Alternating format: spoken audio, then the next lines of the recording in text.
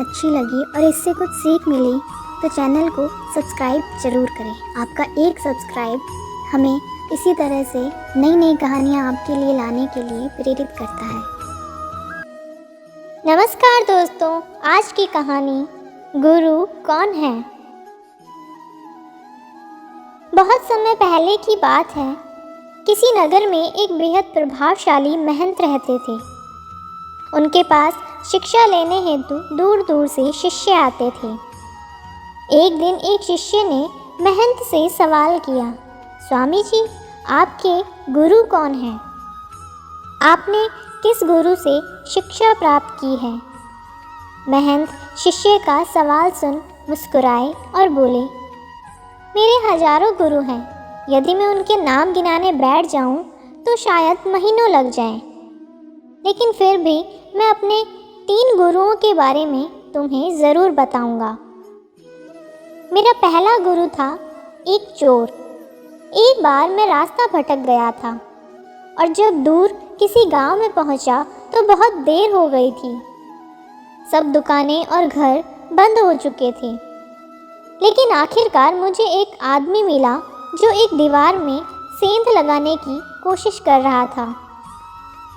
मैंने उससे पूछा कि मैं कहाँ ठहर सकता हूँ, तो वह बोला कि आधी रात गए इस समय आपको कहीं कोई भी आसरा मिलना बहुत मुश्किल होगा। लेकिन आप चाहें तो मेरे साथ आज की रात ठहर सकते हो। मैं एक चोर हूँ और अगर एक चोर के साथ रहने में आपको कोई परेशानी नहीं होगी तो आप मेरे साथ रह सकते हैं। वह इतना प्यारा आदमी था कि मैं उसके साथ एक रात की जगह 1 महीने तक रह गया। वह हर रात मुझे कहता कि मैं अपने काम पर जाता हूँ, आप आराम करो, प्रार्थना करो। जब वह काम से आता तो मैं उससे पूछता कि कुछ मिला तुम्हें? तो वह कहता कि आज तो कुछ नहीं मिला, पर अगर भगवान ने चाहा तो जल्द ही ज़रूर मिलेगा। वह कभी निराश और उदास नहीं होता था और हमेशा मस्त रहता था। कुछ दिन बाद मैं उसको धन्यवाद करके वापस अपने घर आ गया।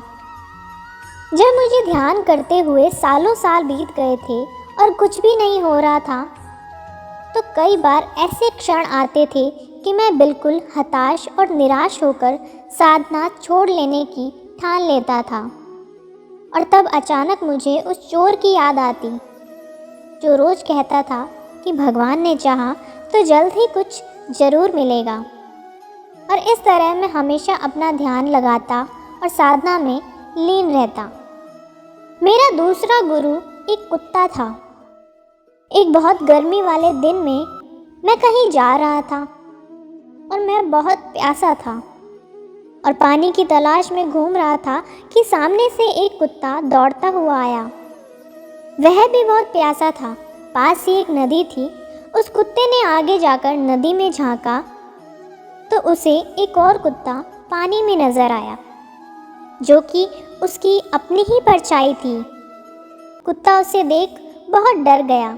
वह परछाई को देखकर भौंकता और पीछे हट जाता। लेकिन बहुत प्यास लगने के कारण वह वापस पानी के पास लौट आता। अंततः अपने डर के बावजूद वह नदी में कूद पड़ा और उसके कूदते ही वह परछाई भी गायब हो गई। उस कुत्ते के इस साहस को देख मुझे एक बहुत बड़ी सीख मिल गई। अपने डर के बावजूद व्यक्ति को छलांग लगा लेनी होती है। सफलता उसे ही मिलती है जो व्यक्ति डर का साहस से मुकाबला करता है। मेरा तीसरा गुरु एक छोटा बच्चा है। मैं एक गांव से गुजर रहा था कि मैंने देखा एक छोटा बच्चा एक जलती हुई मोमबत्ती ले जा रहा था। वह पास के किसी मंदिर में मोमबत्ती रखने जा रहा था। मजाक में ही मैंने उससे पूछा कि क्या यह मोमबत्ती तुमने जलाई है? वह बोला, जी मैंने ही जलाई है। तो मैंने उससे कहा कि एक क्षण था जब यह मोमबत्ती बुझी हुई थी और फिर एक क्षण आया जब ये मोमबत्ती जल गई। क्या तुम मुझे वह स्रोत दिखा सकते हो जहाँ से वह ज्योति आई? वह बच्चा हंसा और मोमबत्ती को फूंक मारकर बुझाते हुए बोला, अब आपने ज्योति को जाते हुए देखा है? कहाँ गई वह? अब आप ही मुझे बताइए। उस समय मेरा अहंकार चकनाचूर हो गया। मेरा ज्ञान जाता रहा और उस क्षण मुझे अपनी ही मूर्खता का एहसास हुआ। तब से मैंने कोरे ज्ञान से हाथ धो लिए। शिष्य होने का अर्थ क्या है?